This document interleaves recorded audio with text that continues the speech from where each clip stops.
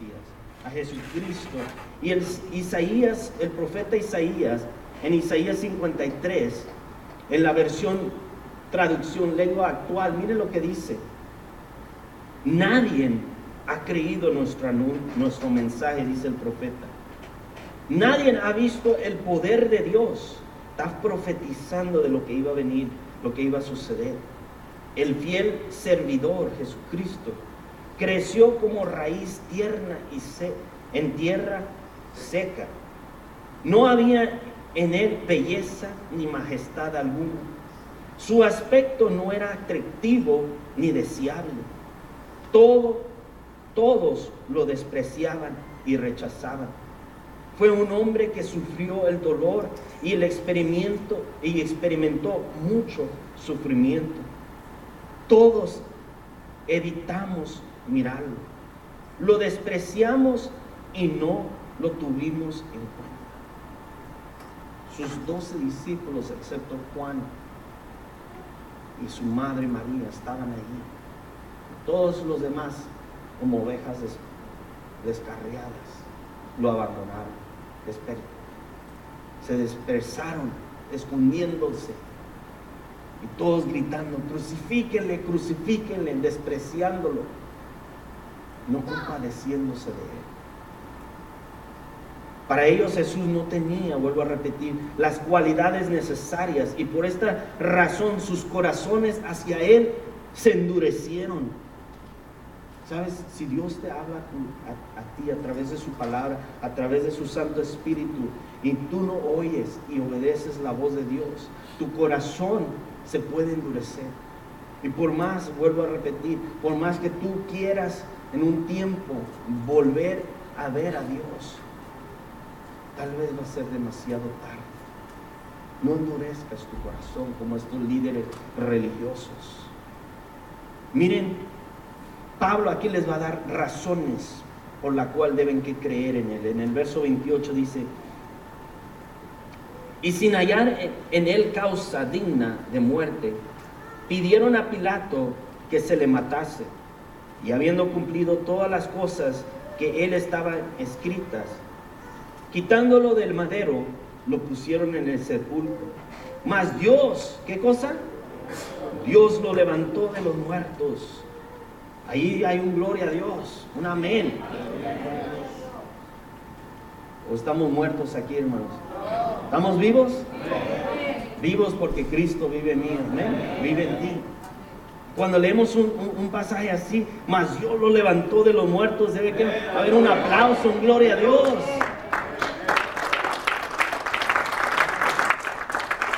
Verso 31 dice: y él se le apareció durante muchos días a los que habían subido juntamente con él de Galilea a Jerusalén, los cuales ahora son sus testigos ante el pueblo. Y nosotros también os anunciamos el evangelio de aquella promesa hecha a nuestros padres. Aquí está Pablo y Bernabé diciendo, no solamente los 12 testigos, no incluyendo a Judas Iscariote porque se colgó, pero ellos son testigos lo vieron cuando resucitó de entre los muertos. Y ahora nosotros, Bernabé y yo, estamos anunciándoles el evangelio de la salvación, el evangelio de la gracia. Pablo no necesitaba estar ahí condenándolos y apuntando el dedo, porque él mismo reconocía que él había rechazado muchas veces a Jesús. Y es muy fácil condenar a los demás. El hermano está en pecado, el hermano ha caído. Pero ¿cuántas veces Dios no nos ha levantado del hoyo cenagoso? ¿Cuántas veces Dios no ha tenido misericordia de nosotros? Y Pablo no está ahí con un espíritu de condenación, sino un espíritu de hermanos. Miren, yo también lo rechacé muchas veces, pero ahora Dios me ha quitado la ceguera de mis ojos. Dios me ha abierto mis ojos para ver a Cristo como mi Señor y Salvador. Y aquí vamos a ver más escrituras que hablan acerca de Jesús. Miren el verso 33, la cual Dios ha cumplido a los hijos de ellos y a nosotros, resucitando a Jesús, como está escrito también en el Salmo 2: mi hijo eres tú, yo te he engendrado hoy.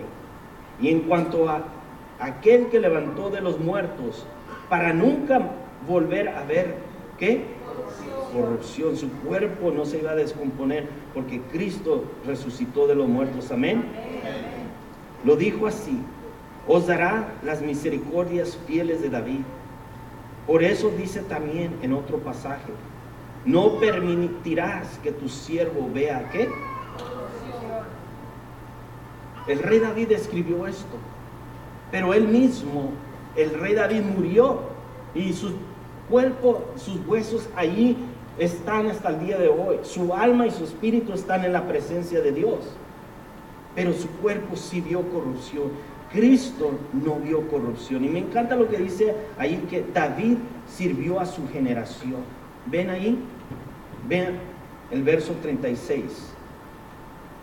Porque a la verdad David, habiendo servido a su propia generación, este joven que pasó a testificar de lo que Dios ha hecho en su vida y no se avergüenza de ir hasta Tailandia a predicar las buenas nuevas, está sirviendo fielmente a su generación. Nosotros, hermanos, necesitamos servir fielmente a nuestra generación y impartir en la próxima generación la visión de ir a alcanzar las almas para Cristo. ¿Cuántos dicen amén? Sigue diciendo el verso 37. Mas aquel a quien David levantó no vio corrupción, es Cristo Jesús. Vamos a ver la conclusión de este mensaje tan poderoso. En el verso 38 dice: saber pues esto, varones hermanos, que por medio de él se nos ha anunciado, ¿qué cosa? Perdón de pecados. ¿Cuántos están contentos que Cristo ha perdonado sus pecados? Ya no hay condenación, ¿verdad que no? Ahora tenemos perdón de pecados. Ahora tenemos esa seguridad de que si morimos, nos vamos derechito con Cristo, porque Él nos ha perdonado. Porque ya no tenemos la culpabilidad de nuestros pecados. Y Pablo va a decir, por primera vez, va a usar la palabra justificación.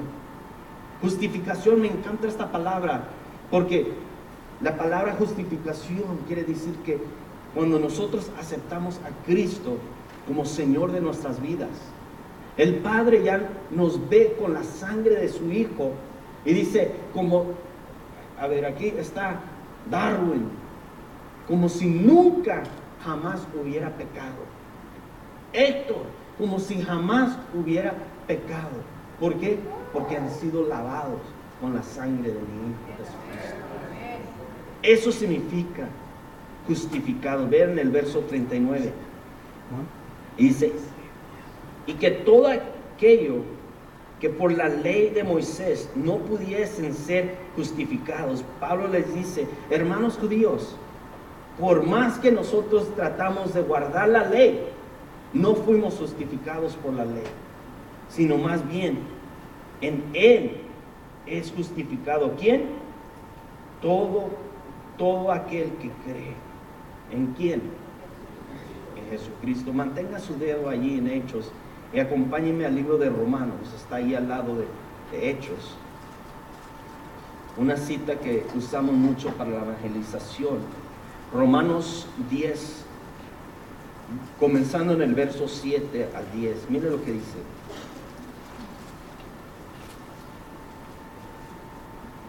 ¿O quién descenderá al abismo? Esto es para hacer subir a Cristo de entre los muertos. Pues ya no está ahí, ¿verdad que no? Dice el verso 8. Mas ¿qué dice? Cerca de ti está, ¿qué cosa? La palabra, en tu boca y en tu corazón. Cerquita, solamente tienes que abrir tu boca y confesar. Esta es la palabra de fe que predicamos, que si confiesas con tu boca, ¿qué cosa? Que Jesucristo es Señor. Y cuando decimos que Jesús es Señor, Quiere decir que Él es tu capitán, tu amo, y lo que Él diga, a la orden, mi capitán. Vamos a ser obedientes a todo lo que Él diga, amén. Dice, y creyeres en tu corazón que Dios le levantó de los muertos, serás ¿qué? Salvo. Porque con el corazón se cree para justicia, para que seamos justificados, pero con la boca se confiesa para salvación. Tienes que confesarlo, tienes que creerlo en tu corazón y tienes que obedecer sus mandatos. Señor, gracias por haberme salvado, gracias por hacerme una nueva criatura, y en agradecimiento ahora yo quiero obedecerte. Eso es creer en el Señor. No nomás es decir, oh sí, yo creo en Jesucristo, yo creo en Dios, porque dice la Biblia, los demonios creen y tiemblan, mas no le obedecen. Hay una gran diferencia. El creer en Jesús significa obedecerlo completamente. ¿Cuántos dicen amén? Amén. Miren, tenemos que tener mucho cuidado, mucho cuidado. Pablo aquí da una gran advertencia. En el verso 40 dice, mirad, pues que no venga sobre vosotros lo que está escrito por los profetas. ¿Qué cosa? El verso 41 lo dice, que no nos endurezcamos de corazón y venga una oscuridad espiritual a nuestra vida. Puede pasar. Cuidado. Pablo aquí concluye diciendo, mirad, oh menospreciadores, y asombraos y desapareced, háganse en un lado, dice, porque yo hago una obra en vuestros días, obra que no creáis si alguien os la contare. Aunque te digan que Cristo está aquí en medio de nosotros, tú por tu dureza de tu corazón no lo vas a creer. Y es lo que Pablo les está diciendo, háganse en un lado. Nosotros los judíos, bueno, hay judíos piadosos que sí aceptaron y sí se convirtieron, pero los líderes religiosos, vamos a ver lo que le pasaron. Se endurecieron, se enfurecieron, y por eso dice, háganse en un lado. Si ustedes no quieren esta gracia, alguien más lo va a aceptar. Verso 41, ya lo leímos. Dios aquí está diciendo, yo hago una nueva obra. Y el que está en Cristo, ¿qué dice? Nueva criatura es. Las cosas viejas pasaron, he aquí, todas son hechas nuevas en Cristo Jesús. Si tú eres un borracho, un mujeriego, un drogadito, en Cristo Jesús eres una nueva creación. Eso es lo que Dios hace en las vidas. Ese es el milagro más grande. Muchas veces hay iglesias que quieren ver milagros de personas levantándose de sillas de ruedas, pero el milagro más grande es ver a un borracho, a un mujeriego, a una persona que antes estaba adicto a la esclavitud del pecado, que ahora ha renunciado y vive para Cristo. Eso, hermanos, esa es una vida transformada, una nueva obra, una nueva creación en Cristo. En conclusión, el resultado de este tremendo mensaje de la gracia lo vemos en el verso 42 en adelante. Dice, cuando salieron de la sinagoga, ya lo leímos en el principio, brinquémonos al 45. Pero viendo los judíos, la muchedumbre se llenaron de celos y rebatían lo que Pablo decía, contradiciendo y blasfemando, diciendo groserías. Entonces Pablo y Bernabé, hablando con denuedo, con poder, con valentía, no se avergonzaban, dijeron, a vosotros a la verdad es necesario que os hablasen primero la palabra de Dios a los judíos, mas puesto que la desecháis y no os juzgáis dignos, merecedor, la palabra digno, merecedor de la vida eterna, he aquí nos volvemos a los gentiles, porque así nos ha mandado el Señor diciendo: te he puesto para luz de los gentiles, a fin de que sea para salvación hasta lo último, ¿qué? De la tierra. Y los gentiles respondiendo, miren lo que dice, oyendo esto, se regocijaban, glorificaban, ¿qué? La palabra del Señor. Y creyeron todos los que estaban ordenados para vida eterna. Dios ya sabía que ellos lo iban a aceptar. Y la palabra del Señor se difundía por toda aquella provincia. Pero los judíos instigaron a mujeres piadosas y distinguidas y a los principales de la ciudad que levantasen persecución contra Pablo y Bernabé, y los expulsaron de sus límites. Miren el verso 51. Ellos entonces, sacudiendo contra ellos el polvo de sus pies, llegaron a Iconio. Y los discípulos estaban llenos de gozo y de Espíritu Santo. Si tú predicas la palabra y alguien te rechaza, no te ofendas. Simplemente ora por ellos y sacúdete los pies y continúa con alguien más. Yo me gozaba porque el hermano Armando me daba nuevas de ayer que fueron a evangelizar.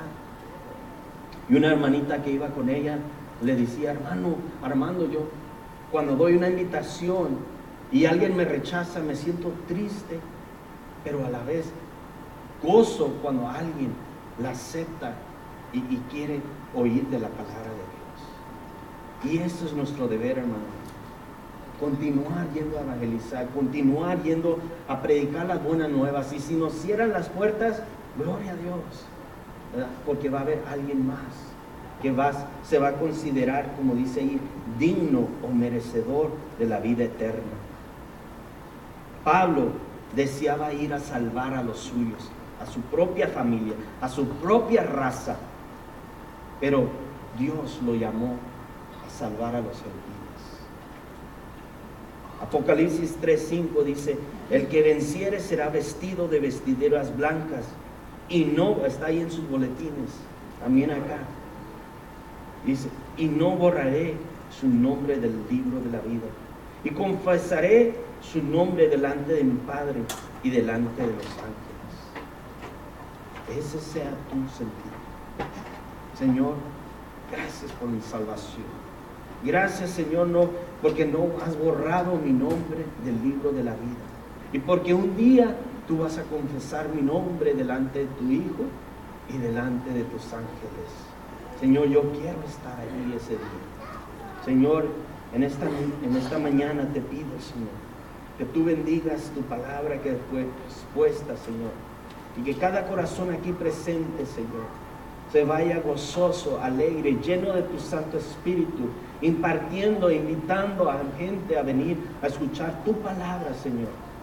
Que el próximo domingo, Señor, veamos este lugar repleto, lleno, que no quepan en los asientos, Señor, porque es tu palabra la que se está predicando aquí, Padre. Señor, te glorificamos, te bendecimos, Señor, porque tú haces maravillas en nuestras vidas, Señor. Has cambiado nuestro lamento en gozo, en alegría, en baile, Señor, porque antes estábamos sin Dios y sin esperanza, pero ahora te tenemos a ti. En el nombre de Cristo Jesús, póngase de pie, hermanos. Quiero darle la bendición pastoral, la bendición que Dios le dijo a Moisés que diera al pueblo de Israel, que ahora somos pueblos de Dios. Amén. Que el Señor te bendiga. Alza tus manos si quieres esta bendición. Que el Señor te bendiga y te guarde, su rostro resplandezca sobre ti y tenga de ti misericordia. El Señor alce sobre ti su rostro y te dé paz esta semana. Dios te bendiga. Si necesitas oración, pasa al frente. Le voy a pedir al hermano Filiberto, su esposa, Marcos, Azalia, que pasen al frente y vamos a orar por ustedes, cualquiera que sea su necesidad. Dios los bendiga.